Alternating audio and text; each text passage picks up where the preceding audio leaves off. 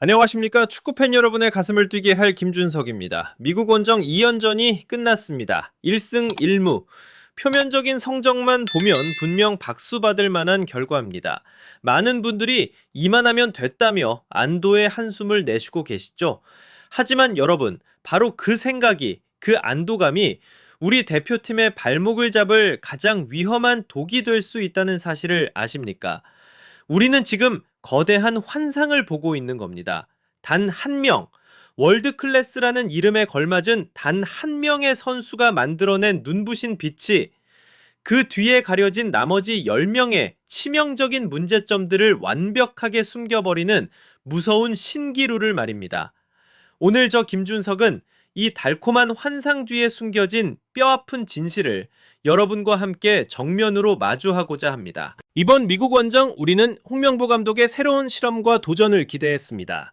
독일에서 온 젊은 피 옌스 카스트로프라는 새로운 가능성을 보았고 부상에서 돌아온 수문장 김승규의 건재함도 확인했습니다.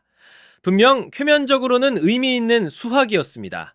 하지만 여러분, 그 이면을 들여다보면 등골이 오싹해질 정도로 익숙하고도 무서운 패턴이 그대로 반복되고 있었습니다.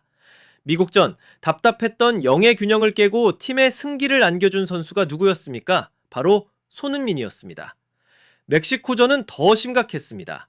0대1로 끌려가며 패색이 짙은 후반, 절체절명의 위기에서 교체 투입되어 단숨에 동점골을 터뜨리며 분위기를 뒤바꾼 해결사는 또 누구였습니까?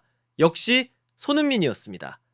여러분, 이것이 어찌 온전한 수학이라 할 수 있겠습니까?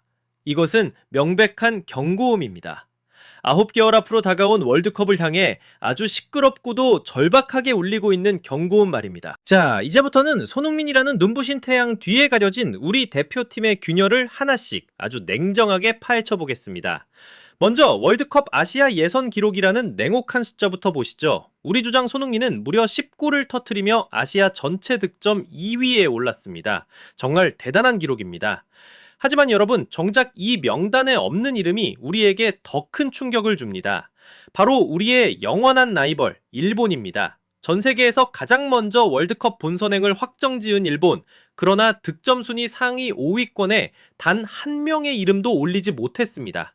이것이 무엇을 의미하겠습니까? 일본은 특정 선수에게 의존하지 않습니다. 누가 뛰든 어느 자리에서든 골을 만들어내는 시스템을 가진 팀입니다. 한 명의 영웅은 없지만 11명 모두가 득점원이 될 수 있는 무서운 조직력을 갖췄다는 뜻입니다. 하지만 우리는 어떻습니까? 우리에게는 손흥민이라는 위대한 해결사가 있습니다. 팀이 어려울 때마다 나타나 문제를 해결해주는 영웅 말입니다. 결국 우리는 지금 한 명의 천재가 펼치는 마법에 우리 축구의 명운 전부를 걸고 있는 세상에서 가장 위험한 도박을 하고 있는 것입니다. 두 번째 균열은 더욱 심각합니다. 손흥민이라는 태양이 너무 밝아서 우리는 그 그림자에 가려진 우리 팀의 심장부, 즉 허리와 수비 라인이 삐걱거리고 있다는 사실을 제대로 보지 못하고 있습니다. 이미 언론에서도 중원 구성과 빌드업 체계에 대한 고민이 시급하다고 지적하고 있습니다. 맞는 말입니다. 우리는 카스트로프라는 투사적인 미드필더를 발견했을지는 모릅니다. 하지만 정작 그라운드 위에서 공격의 흐름을 조율하고 경기의 맥을 짚어줄 마에스트로, 즉 지휘자는 어디에 있습니까?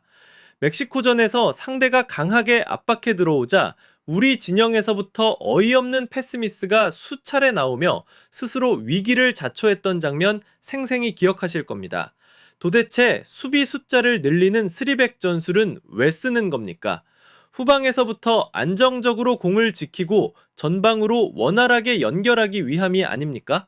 그런데 정작 가장 안전해야 할 우리 진영에서부터 공을 빼앗긴다면 이 전술은 대체 무슨 의미가 있는 것입니까? 그리고 마지막 세 번째 균열, 이것은 어쩌면 가장 한심하고 답답한 문제입니다. 바로 현대 축구에서 가장 중요한 득점 루트 중 하나인 세트피스의 실종입니다. 여러분, 기사에서도 명확히 지적했습니다. 이번 미국 원정 2연전에서 우리는 수많은 프리킥, 코너킥 기회를 얻었지만 세트피스로는 단 한 골도 만들지 못했다는 충격적인 결과표를 받아들었습니다. 이게 말이 된다고 생각하십니까? 우리에게는 세계적인 수준의 킥을 구사할 수 있는 선수들이 있습니다. 김민재를 중심으로 상대의 제공권을 압도할 수 있는 장신의 수비수들도 분명히 존재합니다. 이렇게 좋은 창과 방패를 모두 가지고도 왜 우리는 정작 가장 중요한 순간에 아무것도 보여주지 못하는 겁니까? 그저 구경만 하고 있는 것입니까? 결국 또 똑같은 결론에 도달합니다. 약속된 플레이, 치밀하게 준비된 전술로 득점을 노리기보다는 또다시 손흥민 한 명의 발끝에서 터져나올 환상적인 프리킥 한 방, 그 기적만을 막연하게 기다리고 있었던 것은 아닙니까? 가장 쉽게 골을 넣을 수 있는 확실한 기회를 우리 스스로 걷어차 버리고 있는, 이보다 더 한심한 재능 낭비가 또 어디 있겠습니까? 자, 바로 이 지점에서 우리는 가장 고통스럽고도 본질적인 진실과 마주해야만 합니다.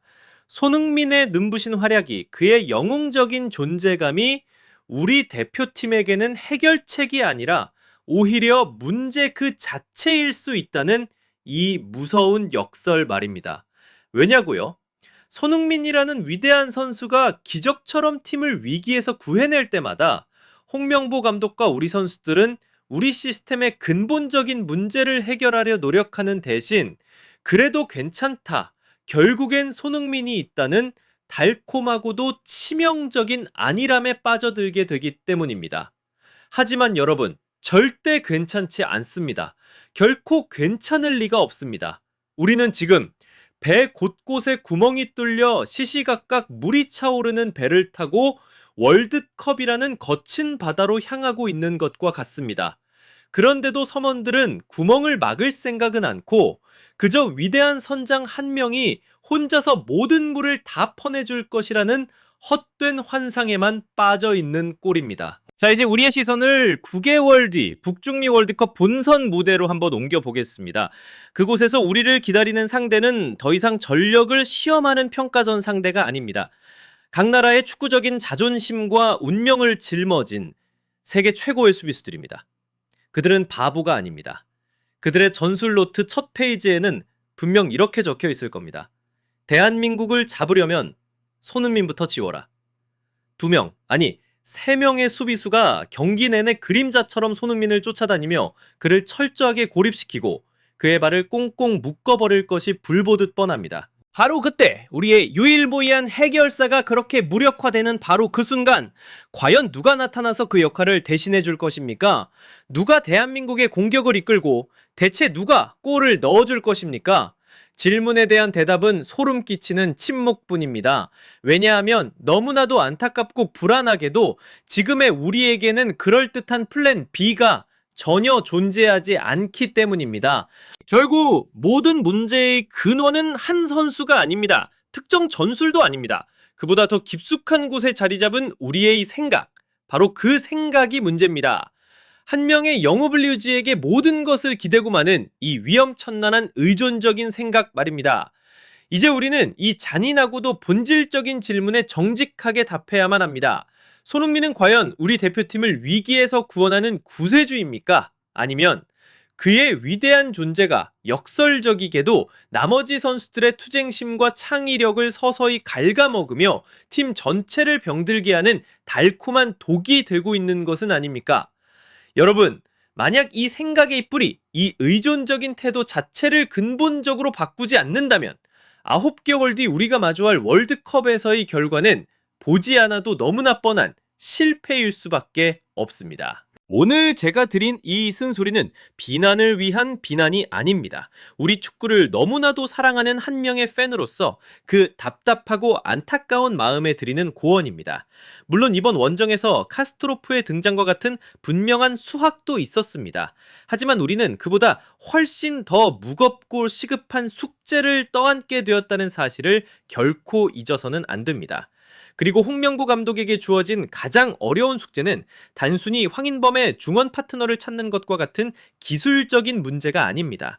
그보다 더 크고 더 본질적인 숙제는 바로 주장 손흥민의 마법 같은 골이 터지지 않는 날에도 우리 스스로의 힘으로 승리할 수 있는 팀을 만드는 것, 바로 그것입니다. 우리는 이제 한 명의 영웅이 아닌 11명의 전사가 되어 싸우는 법을 배워야만 합니다. 저는 믿습니다. 비가 온 뒤에 땅이 더 굳어지듯이 오늘의 이 아픈 지적이 우리 대표팀을 더 단단하고 강하게 만들 것이라고 말입니다.